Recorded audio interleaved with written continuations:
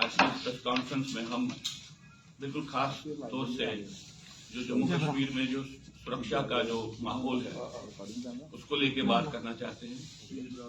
कुछ समय से आपने देखा पिछले 6 महीने से कश्मीर में भी हत्याओं का एक सिलसिला और बाद में जो हाल ही में डांगरी में ग्रुप किलिंग्स हो गई हिंदू समाज के पूरे एक वर्ग को टारगेट करते हुए, इसके संबंध में हमने सोचा कि आज बात करें, क्योंकि हम बड़ी बेताबी के साथ इंतजार कर रहे थे जब यहाँ पे होम मिनिस्टर साहब ने हाईएस्ट लेवल पे नेशनल सिक्योरिटी रिव्यू किया। और उसके बाद हम समझ रहे थे कि शायद इस नेशनल सिक्योरिटी रिव्यू के बाद कुछ ऐसी बातें जो सरकार को माननी चाहिए थी और उसके बाद अपनी पॉलिसी का निर्धारण करना चाहे था, ये बातें सामने आई।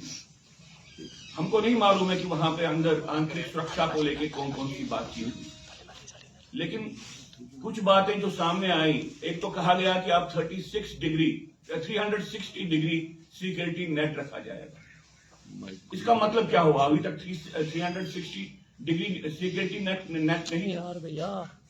300 डिग्री था, 250 डिग्री था। क्या आतंकवाद जहां पे चल रहा हो पिछले 3 दशक से, वहां पे आप सिक्योरिटी अलर्ट को क्या कम कर सकते हैं? एक ऐसी परिस्थिति जहां पे सरकार खुद बोल रही है और पिछले 1 दशक से अगर आप सिक्योरिटी एक्सपर्ट्स का जो हर गाबेगा वो आपके सामने बात रखते हैं कि 200 से 300 के करीब टेररिस्ट यहां पे हमेशा एक्टिव रहेंगे, इसके बाद क्या सिक्योरिटी फोर्सेस कहीं पे अपने अलर्ट को कम कर सकते हैं?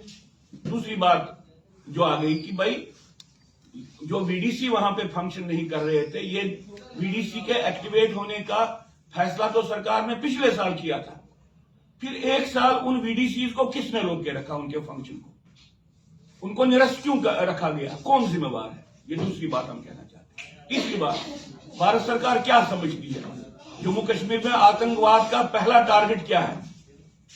हम समझते हैं कि जम्मू कश्मीर में जो आतंकवाद चल रहा है 3 दशक से, इसका फ्रंटल टारगेट हिंदू है, हिंदू पॉपुलेशन है, हिंदू सिविलियन है। बाद में सेकंड टारगेट गवर्नमेंट है या स्टेट अपरेटस है। क्या भारत सरकार मानती है कि जो आतंकवाद जम्मू कश्मीर में वो झेल रही है, उसका वैचारिक और उसका जो एक्टिव फॉर्म है वो जम्मू कश्मीर के हिंदू के खिलाफ है? क्या इस बात को वो मानती है? दुर्भाग्य की बात है कि भारत सरकार टेररिज्म को भी अब सेकुलराइज कर रही है, ये कह के कि देखो जी सिर्फ हिंदू नहीं मरे हैं, बाकी लोग भी मरे हैं। मैं कहना चाहता हूं यहां पे जो बाकी लोग मरे हैं वो उनमें सबसे बड़ा नंबर टेररिस्ट का है। उसके बाद टेररिस्ट ने जिन लोगों को मारा है हिंदू समाज के अलावा भी वो है। और तीसरा, जो कुछ लोग कोलैटरल डैमेज में ऑपरेशन के दौरान मरे हैं। अगर प्राइम टारगेट जम्मू कश्मीर में आतंकवादी वायलेंस का हिंदू है तो सरकार ये मानने से क्यों कतरा रही है? इसको क्यों अंडरमाइन कर रही है? मैं ये बात इसलिए आपके सामने रख रहा हूं क्योंकि अगर इस बात को नहीं मानेंगे वो कोई सिक्योरिटी रेस्पॉन्सिबिलिटी नहीं कर पाएंगे। अगर वो इस बात को नहीं मानते हैं कि कश्मीर में जो हत्याएं हुई वो जिनोसाइडल हत्याएं हैं, वहां पे बचे खुचे हिंदू समाज को खत्म करने के लिए हत्याएं हुए, और जो डांगरी में हत्याएं हुई है वो भी वहां से हिंदू समाज को निकालने के लिए हत्याएं हुई। इस बात को मानने और कतराने, इस बात को मानने से भारत सरकार क्यों कतरा रही है? हम नहीं समझते हैं कि भाजपा सरकार ने आंतरिक सुरक्षा को लेकर जम्मू कश्मीर में कोई भी ऐसी पॉलिसी लाई है जो कांग्रेस से डिफरेंट हो, जो बाकी लोगों से डिफरेंट हो। हमको तो लगता है कि हम एक परवर्शन से फिर दूसरे परवर्शन की तरफ जा रहे हैं। यहां पे खतरा, सबसे बड़ा खतरा है हिंदू समाज को, और आतंकवाद ने घोषित तरीके से यह बात कही है। और इसको बचाने के लिए, इसको रोकने के लिए भारत सरकार को खड़ा रहना है और आतंकवाद के वैचारिक स्वरूप को रिकॉग्नाइज करना है। मैं ये मानता हूं, कुछ लोग बोलते हैं कि भाई जिहाद की जो परिभाषा है धर्म में वो स्पिरिचुअल है, लेकिन जो लोग ये आतंकवाद कर रहे हैं उनके जिहाद की परिभाषा कुछ अलग है। इस बात को तो मानना है।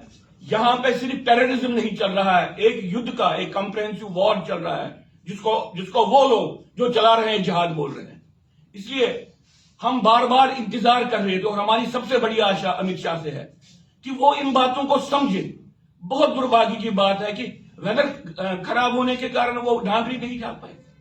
हमारी सिक्योरिटी एपरेटस का टॉप मोस्ट एचलॉन्स यहाँ पे है और 3 दिन से वहां पे विक्टिम्स वेट कर रहे थे और वो वहां पे इसलिए कि मौसम ठीक नहीं है इसलिए नहीं जा पाए।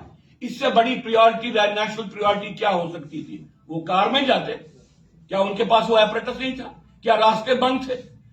ये इनसेंसिटिविटी बताना, ये इनसेंसिटिविटी दर्शाना कि हिंदू का मरना तो ऑर्डिनरी बात है, इस बात के साथ हम नहीं है।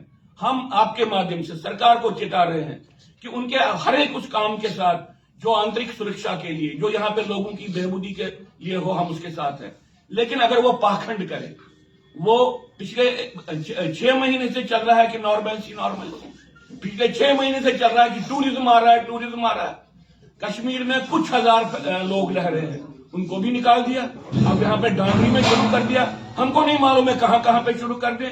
और हमारे एलजी साहब रोज अपने आप को शाबाशी देते हैं। ये सेल्फ पैटिंग की बात जो है, इसमें संवेदनशीलता नहीं है, इसमें विचार नहीं है। मैं आपके माध्यम से कहना चाहता हूं सब लोगों को कि भाई हम बड़े चिंतित हैं, क्योंकि जो आंतरिक सुरक्षा को जिस तरीके से सरकार को लेना चाहिए था, सरकार ने उस तरीके से नहीं लिया है। इस वक्त यहां पे डिग्री ऑफ अलर्ट्स को क्रिएट करना है कि भाई अगर आप लोग समझते हो कि 100 आतंकवादी हैं, आप लोग समझते हो 200 आतंकवादी हैं, या आप लोग समझते हो कि 300 आतंकवादी है, अलर्ट लेवल क्या है? आपका रेड अलर्ट जेएंडके में है, आपका ग्रीन अलर्ट है, आपका ब्लू अलर्ट है, क्या है अलर्ट? लोगों को आप किस तरह से ये बताओगे कि आप किस अलर्ट की परिस्थिति में हो?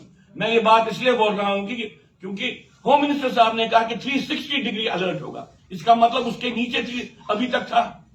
डांगरी हत्या तक यहां पे अलर्ट की लेवल कम थी, इसका मतलब यही हुआ। जो अपने आप को झूठ बोलते हैं, नॉर्मल सी करके, वो सुरक्षा तंत्र को क्या चलाएंगे? इसलिए हम सब लोगों की, यहाँ के हर एक बाशिंदे की सिक्योरिटी के लिए बहुत जरूरी है एक सही विश्लेषण, सही आंकलन यहाँ की सुरक्षा परिस्थिति को लेके हो। अगर वो नहीं है, फिर हम सब लोग खतरे हैं। ये कहने के लिए, आज एक गुजारिश करने के लिए भारत सरकार को भी और एलजी साहब को भी कि वो खुद डिसइंफॉर्मेशन नहीं करे, वो खुद अपने आप को झूठ नहीं बोले, लोगों को कॉन्फिडेंस में रखे। ये एक बहुत बड़ा एक प्रोसेस चल रहा है जो कश्मीर घाटी में सिलेक्टिव किलिंग से शुरू होकर डांगरी में नजर आ गया। इसकी एक कंटिन्यूटी है। एक पान इस्लामिक टेररिज्म एक बड़े जोर शोर के डंके की चोट पे अपने आप को उद्घोषित कर रहा है। भारत सरकार अपने आप को इससे आंखें मूंद के नहीं रख सकती। एक सवाल है